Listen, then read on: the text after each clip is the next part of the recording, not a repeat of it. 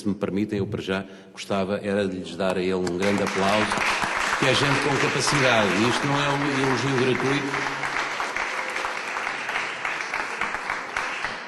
Depois, em relação às histórias da rádio, e porque o tempo também urge, porque daqui a pouco o Sr. Costa já está a olhar para nós, tem que fechar aqui o café. Não? Já agora fiquem a saber que ele também quer que possamos estar aqui mais algum tempo para olharmos ali para trás, porque tem alguns trabalhos de autoria dele, aqueles quadros, metade dos quadros que aqui estão. Os outros eu já revelo de quem é o autor. Bom, vamos então a 1, 2, 3, 4, 5 histórias da rádio que quem está no laboratório já conhece. A primeira é do saudoso Manuel Gaspar.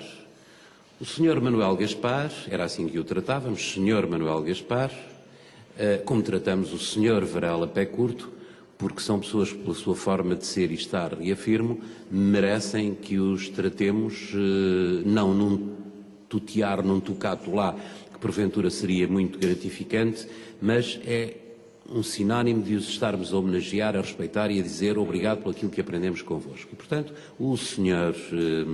Varela Pé Curto, tal como o Sr. Manuel Gaspar, são pessoas que não estavam a 100%, não estiveram a 100% ligados à atividade da comunicação, neste caso da informação, ou da comunicação social, se assim quiserem. Mas estavam as tais 24 horas por dia, mas por contraste, por aquilo que eles próprios, que o Sr. Varela Pé Curto há pouco relatou, não estava. O Sr. Manuel Gaspar estava ligado não à medicina dentária, mas era odontologista, se a palavra é adequada, e não me falha agora a memória em relação à profissão, pode ser até um pouco, talvez até a fasquia elevada em relação à própria profissão. A verdade é que foi um campeão de natação. Já estou a ouvir aqui expressões que ficaram na memória coletiva dos profissionais da comunicação social de Coimbra relativas ao Manuel Gaspar. E então ele era um academista, era também um unionista, ele era aliás uma pessoa muito eclética nas modalidades que praticou e nos títulos que obteve, tal e qual, porque foi campeão de natação, não sei, também jogou futebol, deve ter jogado várias modalidades e acabou por fazer regularmente às segundas e às sextas-feiras crónicas na emissora nacional sobre futebol, o balanço da jornada que vinha aí e depois uma análise da jornada que tinha sido concluída no fim de semana, porque então os jogos de futebol, fundamentalmente, eram muito regulares. A jornada estendia-se tal como agora, a diferença era pequena, agora começa às quintas-feiras e acaba às terças, de antes era quase a mesma coisa, começava às 15 horas e acabava às 17 horas de domingo, no horário de inverno, no horário de verão, às 16 e acabava às 18 horas. Portanto, todos os jogos eram à mesma hora. O Sr. Manuel Gaspar ensaiou também fazer relatos de futebol, mas nunca conseguiu perder o seu academismo. E os relatos do Sr. Manuel Gaspar eram mais ou menos assim. E a bola passa para Crespim, Crespim vai para o lado esquerdo, vai cruzar, entretanto é desarmado, agora por intermédio de Torres, Torres vai de cabeça, ai, que vai ser gol! E foi gol do Benfica. Portanto, era uma forma desapaixonada, aliás, já os meus amigos conhecem, já lhes relatei esta, era uma forma desapaixonada de fazer um relato de futebol com toda a independência, rigor e isenção, não é? Tal e qual. Mas depois também tinha uma dimensão muito económica, quer da palavra, quer da própria quantidade de jogadores que estavam em campo. Como sabem, 22 mais aqueles que podem ser substituídos. Na altura nem havia substituições, se não me falha a memória. Na altura do Sr. Manuel Gaspar nem havia substituições.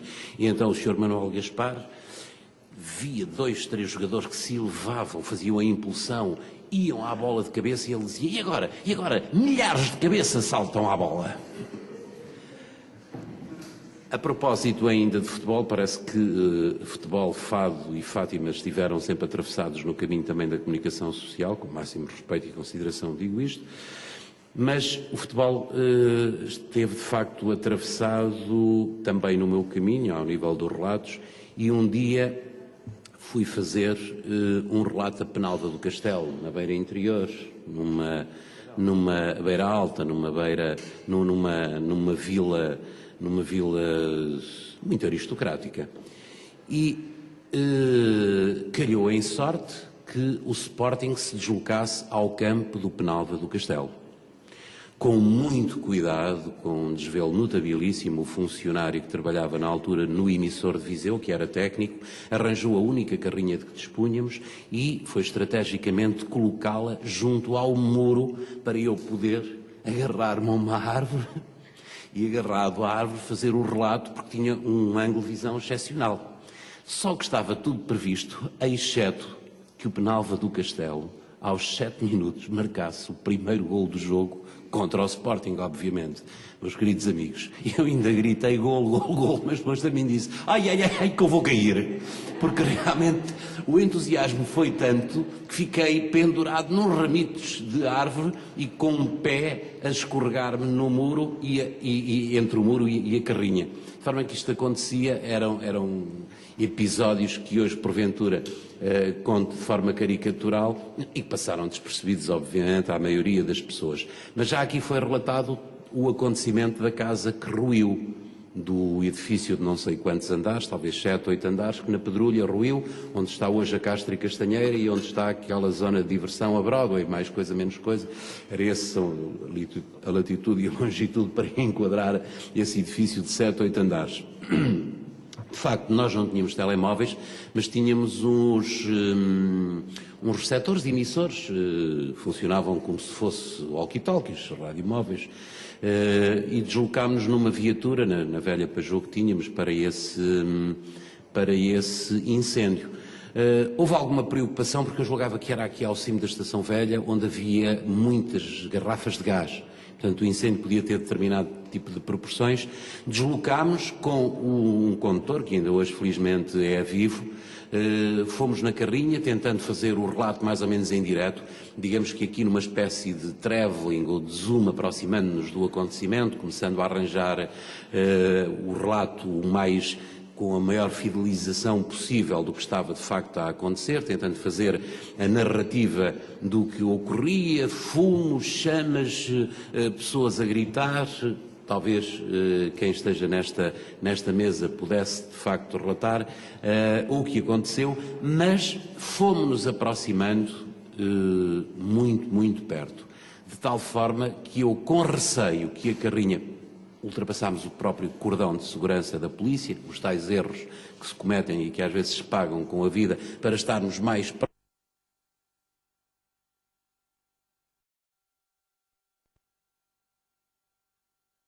Colega motorista, assim, mas isto a fazer um relato, obviamente em direto, e digo-lhe, bom, mas vamos aproveitar a situação, afigura-se muito, muito perigosa e mais do que perigosa. Eu agora estou a olhar e eis,